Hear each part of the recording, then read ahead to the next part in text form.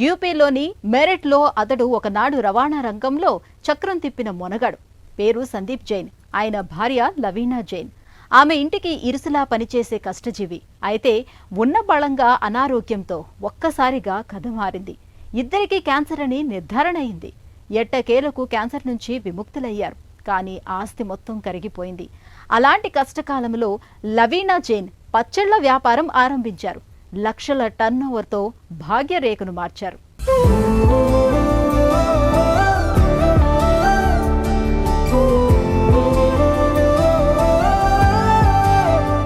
సమస్యలు తరుముకొస్తాయి.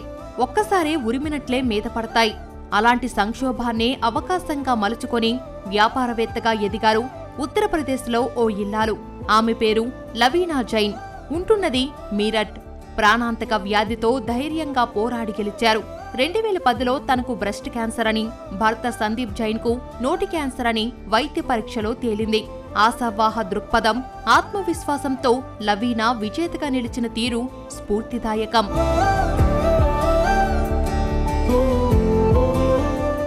मैं मेरठ की रहने वाली हूँ. మాది ఉత్తరప్రదేశ్లోని మీరట్. ప్రైవేట్ బస్సులు నడిపే వ్యాపార కుటుంబం మాది. జీవితం ఆనందంగా సాగిపోతుంటే హఠాత్తుగా ఓ కుదుపు. ఒక్కసారిగా నేను మా వారు తీవ్ర సంక్షోభంలో పడ్డాం. తెలియని అనారోగ్యం ఇద్దరిని పీడిస్తుంటే బయాప్సీ తీసి ముంబైకి పంపించాం. మా వారికి నోటి క్యాన్సర్ అని తేలింది. నాకు రొమ్ము క్యాన్సర్ గా నిర్ధారించారు. దేవుడా, ఏమిటి పరీక్ష అనుకున్నాం. మా అబ్బాయి అమ్మాయి భవిత కళ్ల ముందు మెదిలింది. ధైర్యం కోల్పోలేదు. మేము కోలుకుంటామని భరోసా ఇచ్చారు. ఎన్ని సవాళ్లున్నా పిల్లలను పెంచడానికి ఈ సంక్లిష్ట పరిస్థితిని గుండె నిబ్బరంతో ఎదుర్కొన్నాం.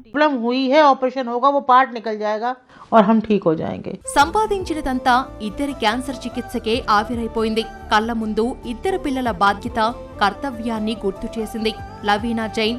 ఆమె భర్త సందీప్ జైన్ కు చిన్నప్పుడే పచ్చళ్ల తయారీ తెలిసి ఉండడంతో పని తేలికైంది. నాడే పచ్చళ్ల తయారీ, పానీయాల తయారీపై అవగాహన ఉంది.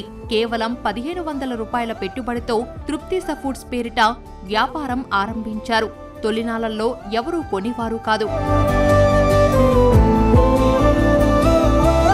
वहाँ सीखते सीखते मेरा कोर्स ఫుడ్ ప్రాసెసింగ్ కోర్స్ పూర్తి కాకముందే నేను 1500 రూపాయల పెట్టుబడితో వ్యాపారం ప్రారంభించాను. 6 సీసాల నిమ్మరసంతో చక్కెర పాకం, తండై లాంటివి తయారు చేశాను. విజయం సాధించాననే భావించాను. ఉత్పత్తుల విక్రయానికి మీరట్లో స్వయం సహాయక మహిళా బృందాలను సంప్రదించాను. వారు తమ సమావేశాల సమయంలో బయట కూర్చొని విక్రయించేందుకు అనుమతించారు. నాకు తొలి అవకాశం ఇచ్చారు. వ్యాపారవేత్తగా నా ప్రయాణం అలా ఆరంభమైంది.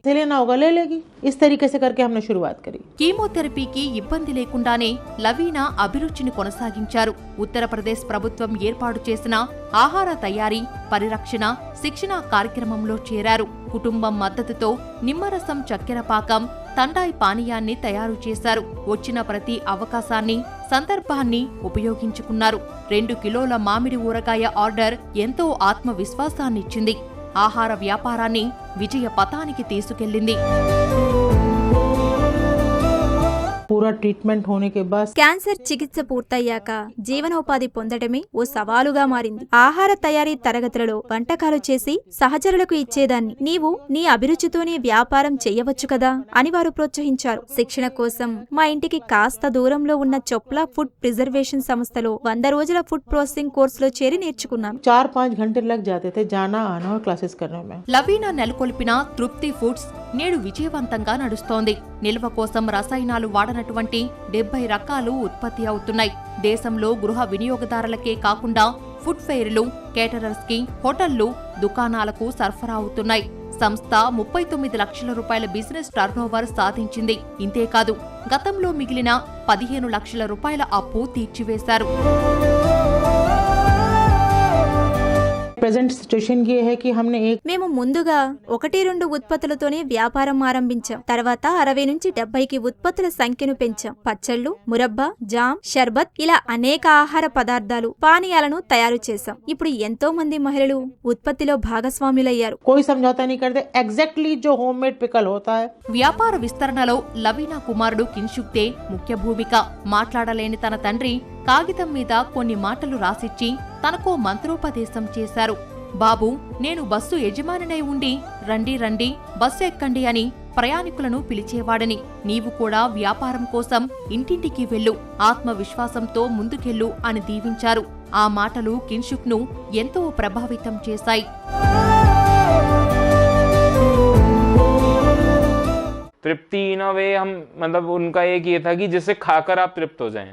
నచ్చిన పనిలోనే నాకు సంతృప్తి. మా అమ్మ ఇక్కడ ఈ ఆహార సంరక్షణ కేంద్రాన్ని నడుపుతోంది. తను 100 రోజుల శిక్షణ కోర్సు పూర్తి చేసింది. తను నైపుణ్యాలు నేర్చి నాకు నేర్పింది. మాకు ధనం లేకపోవచ్చు, కానీ కృషి, స్థిర సంకల్పం ఉన్నాయి. నలుగురం అవిశ్రాంత కృషితో ఈ స్థాయికి చేరుకున్నాం. तो हम लोगों ने सबने चारों के चारों जनों ने खूब मेहनत करी. ఇంతకీ లవీనా ఎందుకు ఆదర్శం? ప్రాణాంతక వ్యాధిని జయించారనేనా, లేక వ్యాపారవేత్తగా సక్సెస్ అయ్యారనా? ఇంతకు మించిన ఆశాజ్యోతి. మహిళా సాధికారతకు చేస్తున్న కృషి అభినందనీయం.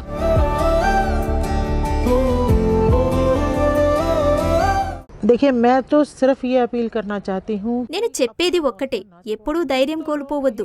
లక్ష్య సాధనకు ప్రయత్నిస్తూనే ఉండండి. फल तो मिलेगा, आज मिलेगा या कल मिलेगा.